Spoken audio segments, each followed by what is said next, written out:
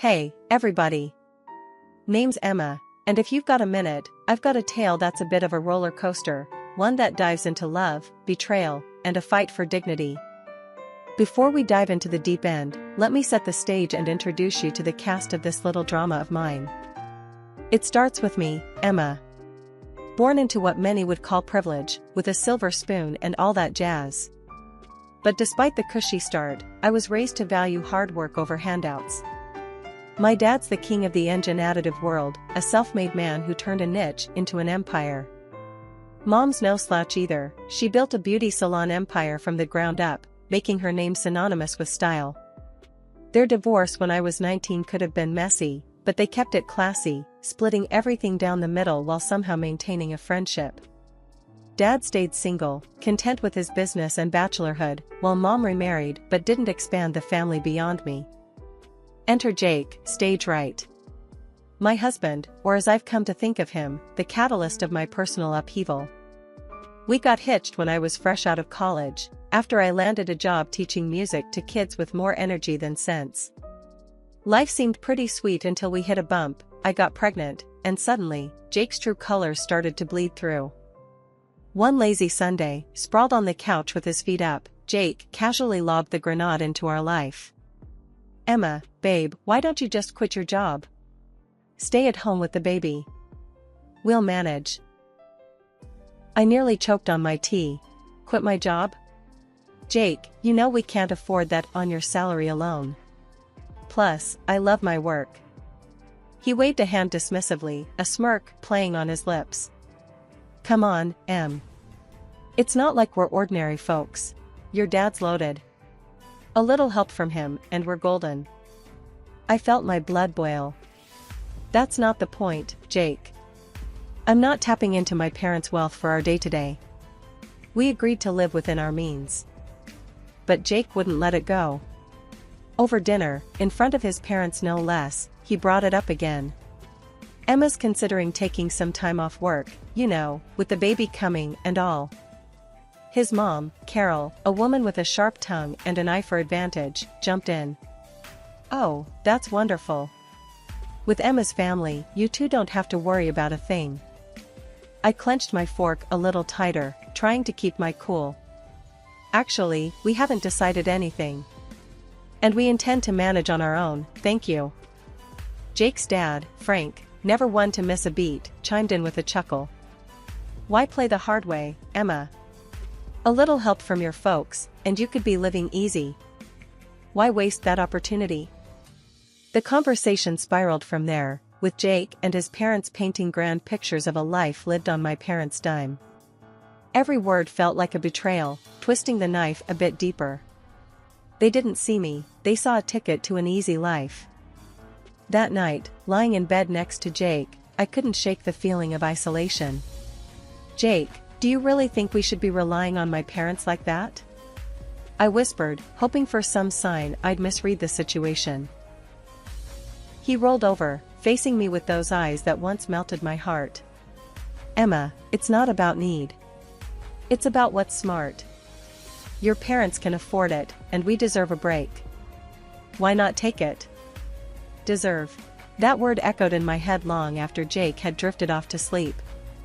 It was clear we were on different paths, with different values. I lay awake, staring at the ceiling, wondering how I'd missed the signs, and where we went from here. After that first clash with Jake about money and pride, I thought maybe, just maybe, we'd find our way back to the same page. But, oh, was I wrong? Enter the in-laws, stage left, with their own special brand of chaos. Jake's folks weren't exactly the poster children for self-reliance. They had this way of sniffing out a free meal from miles away, and my family's wealth was like a beacon to them. One evening, we're all sitting around our cramped living room, and Frank's going on about this new business opportunity that just needed a small investment to get off the ground. So, Emma, darling, Carol starts, her voice dripping with that fake sweetness that could give you cavities. With your family's resources, I bet you could easily help us out. It's such a sure thing. I tried to keep my cool, really I did. Carol, Frank, I've told you before, we're managing our finances independently. My parents' money isn't part of this equation. But Frank, oh, he's got the persistence of a door-to-door salesman. Come on, Emma. It's not like you'd feel it. What's a few thousand to your dad? He probably spends that on golf in a weekend. The audacity floored me. Here they were, sitting in our home, eating our food, and they had the guts to treat my family's hard-earned money like it was theirs for the taking. Jake tries to play mediator. Maybe they have a point. It's just a loan, right? We could help out family. Family? I nearly choked on the word. Jake, when did we decide it's our job to bankroll your parents' dreams? The room went ice cold. Carol, not one to let a moment of drama go by unexploited, piped up. Well, I never. Here we thought family helped each other out. But if you're going to be stingy. Stingy? Now, I was seeing red. Working for what you have isn't being stingy, Carol. It's called being responsible. Maybe you should try it sometime. Frank tried to smooth things over, but the damage was done. Look, Emma, no need to get upset. We're just talking here. Talking, right. I couldn't hide my sarcasm. Seems like all we ever do is talk about how my family can solve your problems. That night, after they finally left, with Jake apologizing for his parents' misunderstanding, I lay awake, staring at the ceiling. It wasn't just a misunderstanding. It was a full-on invasion of our lives by two people who saw me not as a daughter-in-law, but as a walking, talking ATM. After our little Lily came into this world, life took a turn I didn't quite expect. You'd think the arrival of a grandchild would bring out the best in people, right? Well, not so much with Jake's folks. They showed up at the hospital with what had to be the cheapest onesie from the discount bin. It still had the clearance sticker on it. But when my folks came through with a beautiful hand-knit blanket and some top-notch baby gear, you'd have thought World War III was about to break out in that hospital room. Wow, really laying it on thick, aren't they? Carol quipped, eyeing the gifts with a mix of disdain and envy. Must be nice to just throw money around. Bet they could have just gotten you a house instead of all this fluff. Jake chimed in with a chuckle. Yeah, Mom's got a point, Em. Your folks sure don't hold back. A house might have been more practical, huh? My heart sank. Here I was, holding our newborn, and all they could talk about was how my parents should have spent their money. It stung, hearing Jake echo his mom's words. Was our daughter just a dollar sign to them? I tried to keep the peace, biting back my growing anger. Well, it's not about the price tag, right? It's the thought that counts. But Frank wasn't about to let it go. Oh, sure. But when you think about it, a nice little investment in property, now, that's a gift that keeps on giving. The ride home from the hospital was tense. Jake tried to smooth things over, saying his parents were just old-fashioned and didn't mean anything by it. But the seed was planted. Doubts started creeping in about why Jake really married me. Was it love, or was my family's bank account the main attraction? A few weeks later, during one of their unsolicited visits, Carol brought it up again. We were all crammed in our living room, Lily fussing in my arms, and Carol couldn't resist a jab at the new stroller my mom had bought us. Must be nice, having your folks shower Lily with all these expensive toys and gadgets. Though, a contribution to a house fund would have been more useful, don't you think, she said, her voice dripping with that passive-aggressive tone I'd come to dread. Jake, sitting beside his mom, nodded. Actually, babe, we've been talking. Maybe your parents could help us out with a down payment instead of more baby stuff. Makes sense, right? I was floored. Not only were Jake's parents relentless, but now Jake was on board with turning our daughter's birth into a bargaining chip for financial gain. It felt like I was living in some twisted reality where love and family meant less than material wealth. Is that what this is about for you, Jake? Using my parents for money? I couldn't hide the hurt in my voice. I thought we were in this together, for better or worse, not for richer or poorer. Jake looked taken aback, but Carol just sniffed. Well, when your wife's parents are rich, it's only practical to think about these things. After they finally left, I lay awake, staring at the ceiling, Lily asleep beside me. The realization hit me hard. My marriage, my family, it all felt like a transaction to them. And I was the currency. The last few years have been a roller coaster, to say the least. Lily's grown into a fiery little 3-year-old, full of life and laughter. But life threw us some curveballs that I never saw coming. First, it was Mom. The accident was sudden, a shock to all of us. I was drowning in grief, barely keeping it together for Lily. But Jake? His first question wasn't about how I was holding up. No, it was, "So, how much are you getting from your mom's will?" It felt like a slap in the face. My mom wasn't even cold, and here he was, eyeing her legacy like a vulture. According to Mom's will, I inherited the barbershop chain. I knew nothing about running a business, but Jake was quick to offer his expertise. "Babe, let me handle this. You know I've got a knack for business," he said, all confidence and smiles. I was too lost in my grief to argue. So, I let him take the reins, though I made sure the ownership papers stayed in my name. I thought, maybe, just maybe, he could turn things around for us. Then, barely a year later, Dad passed away from a heart attack. Losing both my parents in such a short time broke something in me. I needed Jake more than ever, but all he could talk about was what we'd inherit from Dad. The day after Dad's death, Jake's parents came over. I expected maybe a shred of decency, a moment of respect for my loss. But no, they dove straight into speculations about Dad's wealth. "So, Emma, must be a hefty sum coming your way, huh?" Frank said, barely able to contain his glee. I saw red. "Can you not? For once, just stop talking about money," I shouted, the words exploding out of me like shrapnel. Carol put on her best offended face. "Well, I never. We're just concerned about the family's future. No need to be rude."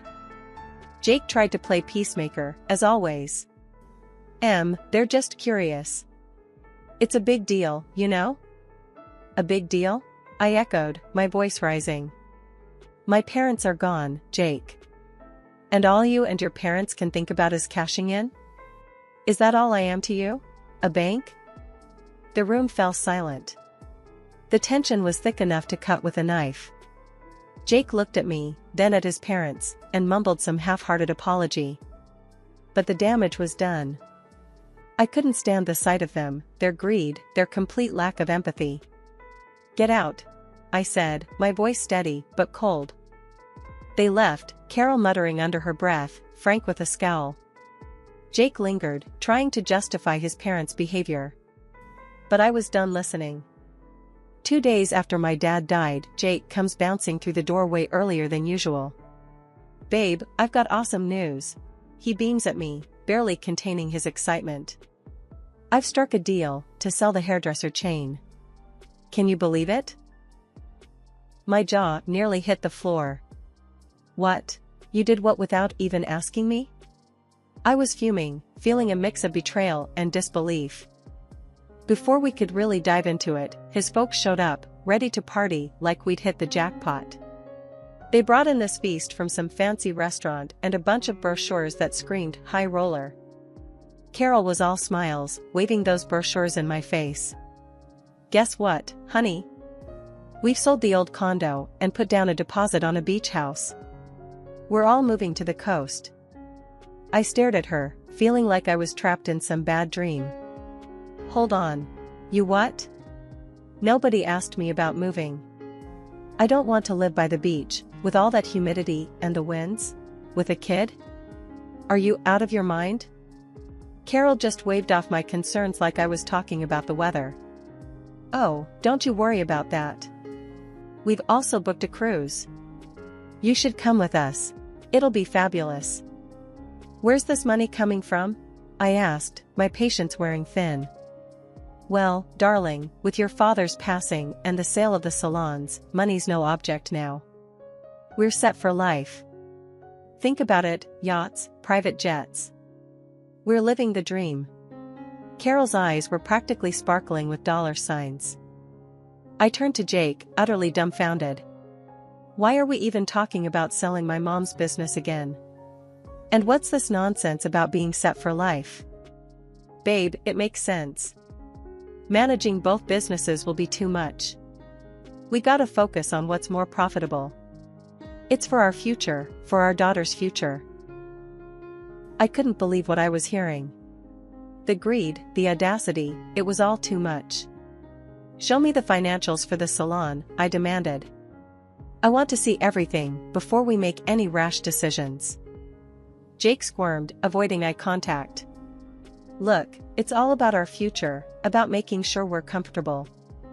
His parents joined the chorus, pressing me to just let go and enjoy the windfall. But looking at them, all I could see were vultures circling. Why the rush to sell the hairdresser shops again? I pressed, needing answers from Tom. Jake shrugged, the picture of faux reason. Look, babe, after your dad's gone, juggling both businesses just doesn't make sense. We gotta focus on what brings in more dough. The car oil thing is a gold mine, compared to the salons. His folks perked up at this, chiming in with their 2 cents. Darling, think about it. Selling those little shops could give you a life of luxury. Why waste your time on them? His mom cooed, her voice dripping with greed. The sight of them, practically salivating over my inheritance, made my skin crawl. I want you to leave. Now, I said, my voice firm, my resolve stronger. This is a time to mourn my father, not feast on what he left behind. Jake tried to interrupt, but I cut him off. And another thing, this is my inheritance we're talking about. Mine. You and your parents have no say in this.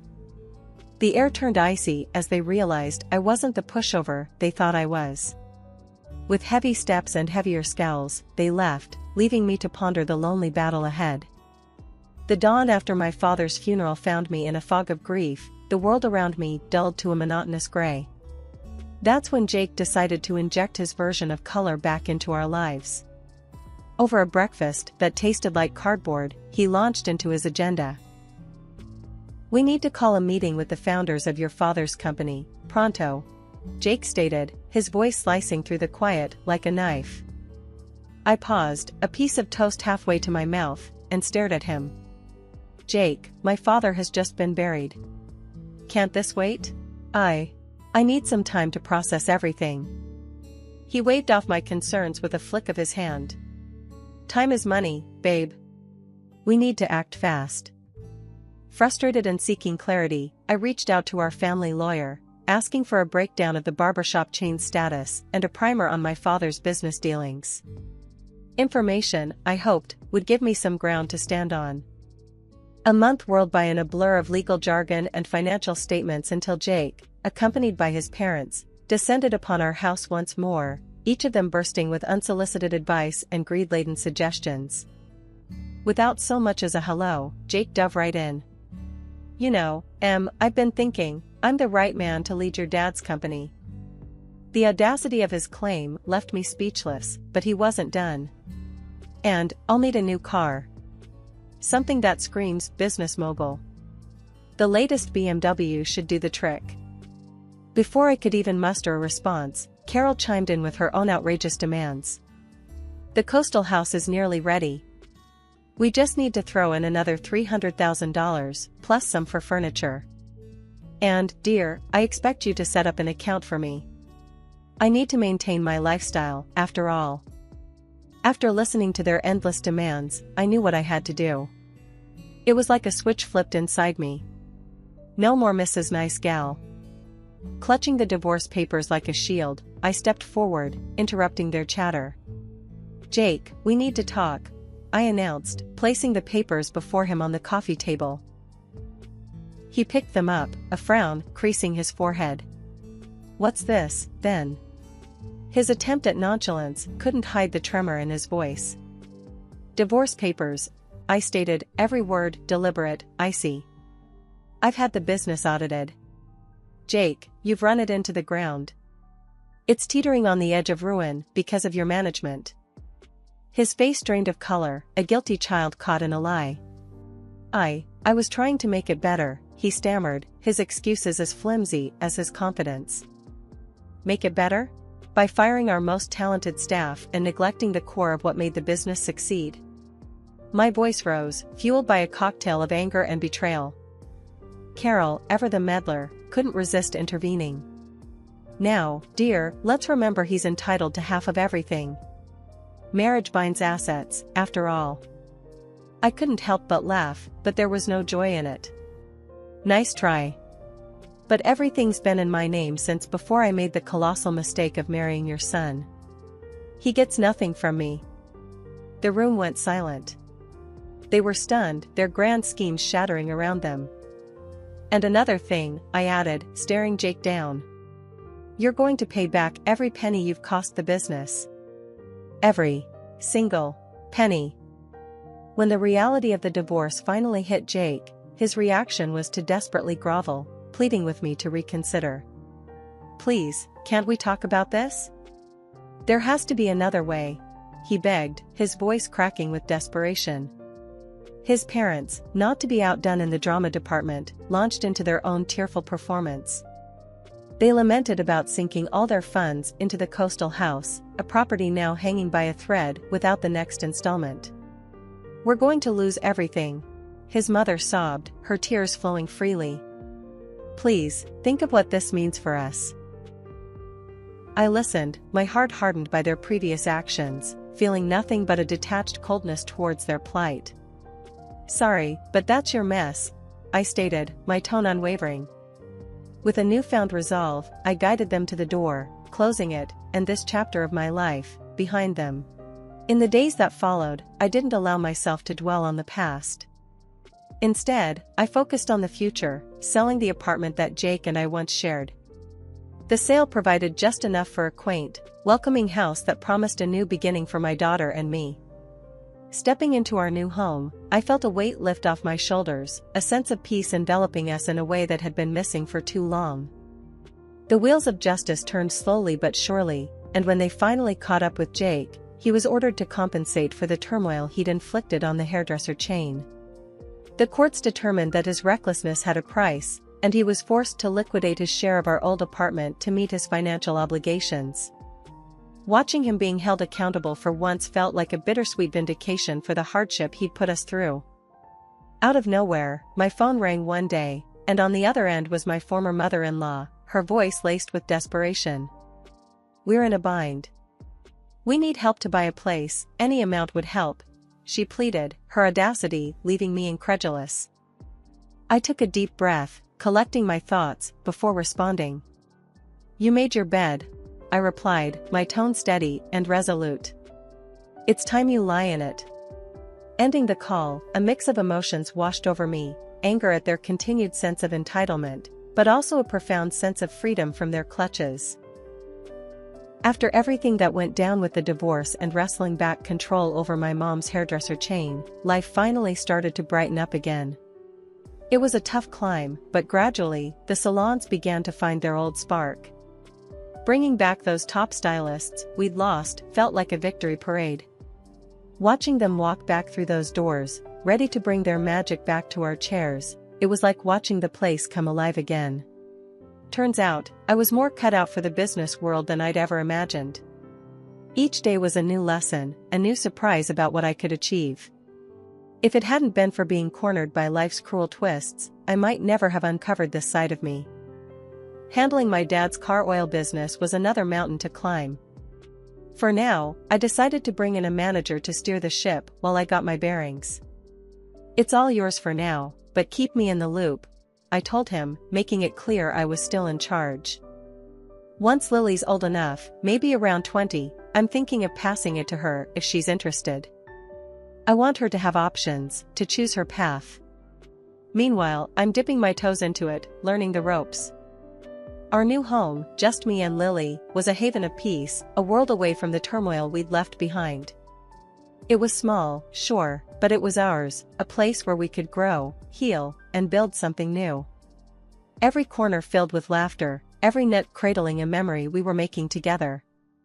Out in the garden, Lily's laughter was a balm to my soul. "Mommy, when I grow up, I want to be just like you," she'd say, her eyes alight with wonder and admiration. "You're going to be even more amazing," I'd respond, pulling her into a hug. I knew, deep down, that we were on the brink of something wonderful. Together, we were unstoppable, ready to meet whatever the future held with open arms and hopeful hearts.